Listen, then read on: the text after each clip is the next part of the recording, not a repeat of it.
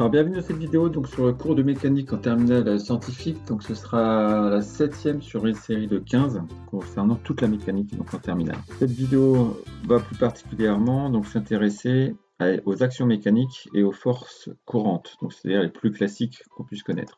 Exemple d'action, donc par exemple ici là vous avez un point qui va frapper donc une tête.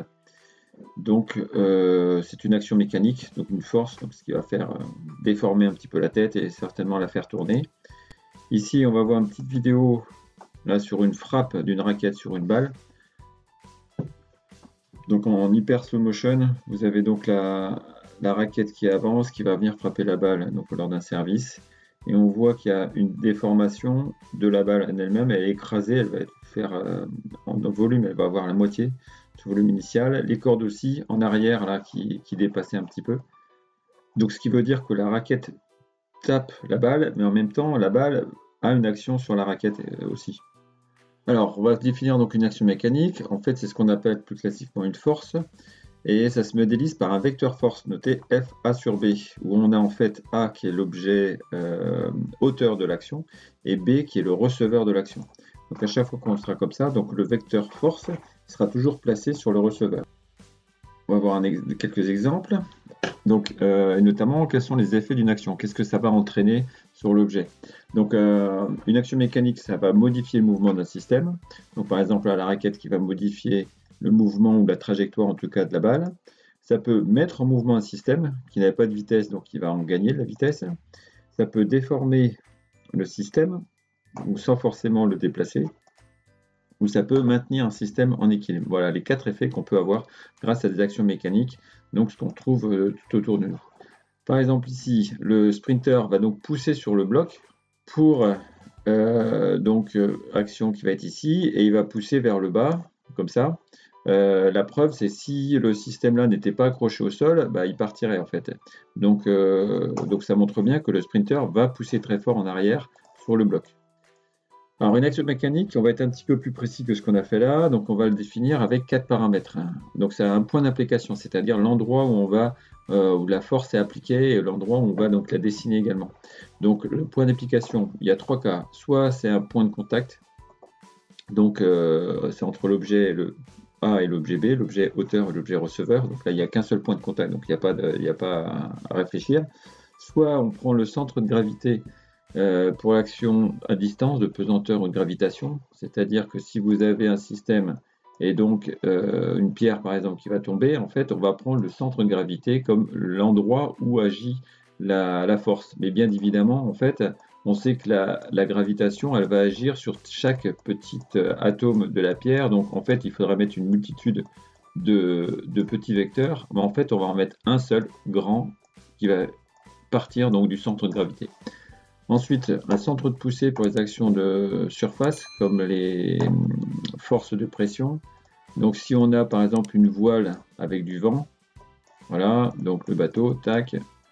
Donc en fait, on va dire que la force va agir au milieu, au centre géométrique de la surface. Donc pareil, comme ici, on pourrait mettre plein de petits vecteurs, mais en fait, on va en faire un seul. Si le vent pousse comme ceci, il va partir d'un seul point, on ne va pas charger le schéma.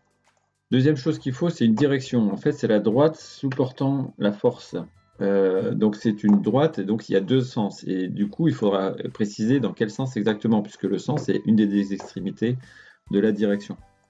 Ensuite, il faudra indiquer aussi l'intensité. L'intensité, c'est-à-dire c'est le nombre de newtons qui est exercé donc, sur le receveur. Donc pour ça, il faudra représenter la force. On doit choisir une échelle. Par exemple, on dira qu'un centimètre de vecteur force, ça voudra dire, donc si je fais 1 cm, ça voudrait dire qu'il y a X newtons, par exemple 10. Mais si je fais 2 cm, ça voudra dire 20. Si je fais 30 cm, 3 cm, ça voudra dire 30, ainsi de suite. Ce sera proportionnel. Et donc plus ma flèche sera grande, et plus ça voudra dire que ma force est importante. Alors pour pouvoir déterminer les forces, on va utiliser un appareil qui s'appelle dynamomètre. Le dynamomètre, ici, il va donc donner l'intensité, donc avec une valeur qu'on va retrouver ici, ou alors qu'on va lire sur les graduations ici, et ça va nous dire dans quelle direction aussi et sens l'action s'exerce. Donc par exemple, ici, si j'accroche un objet, il va tirer vers le bas, donc on saura que la force va être verticale. Comme ici, la force, elle est tracée, elle est bien verticale vers le bas, et donc c'est dans la direction du dynamomètre. Si on prend le dynamomètre à la main ici et qu'on tire, par exemple horizontalement, le dynamomètre va se tourner dans la direction et dans le sens de la traction. Donc si on prend notre exemple de tout à l'heure, donc la force de poussée se fait au contact entre le pied et puis en tout cas le centre de la surface de pied et puis du bloc ici. Le pied va pousser en arrière et vers le bas. Et donc, par action, du coup, le bloc qui est accroché au sol va pousser sur la jambe. Et donc, si on a en fait une avancée, c'est simplement parce que le pied ne part pas en arrière. Imaginez si on avait du verglas ici, le pied glisserait, donc le courant ne pourrait pas partir. Donc s'il part, c'est parce qu'il a poussé, mais il a été bloqué par le bloc ici, qui va donc finalement le pousser lui-même. Alors on va voir 5 forces plus particulièrement qui donc sont très courantes. Donc il y a le poids. Le poids il va agir sur le centre ici d'inertie. Il est tout le temps vertical vers le bas. Qui agit ici, c'est la Terre. C'est la Terre qui agit sur chaque objet. Donc même si on parle du poids, en fait le poids c'est toujours une force de la Terre sur l'objet. Ensuite, donc le point d'application centre de gravité, vers le bas vertical, ce que j'avais dit. Et puis au niveau de l'intensité, il y a la formule classique qu'on connaît, donc P égale mg. Donc G étant l'intensité de la gravité qui change selon la planète. Ensuite, vous avez la force électrique d'une particule chargée dans un champ électrique. Donc une particule, elle peut être soit chargée positivement, soit chargée négativement, donc négatif pour celle-ci, positif pour celle-là. Un champ électrique, donc c'est une direction. Et si on a, d'ailleurs, il y a une erreur ici, en fait, la charge est positive si la force est dans le même sens que le champ électrique. Et la charge est négative ici si la force est à l'opposé du champ électrique. Donc point d'application, le centre de la particule. Direction essence, celle de Q fois E. Donc si Q est négatif, ça veut dire que la force elle va être dans le sens opposé au champ électrique. Si elle est positive, elle va être dans le même sens. Et la valeur de la force électrique, ça va être la charge, ici, qui est en coulomb, fois le champ électrique qui est en volts par mètre.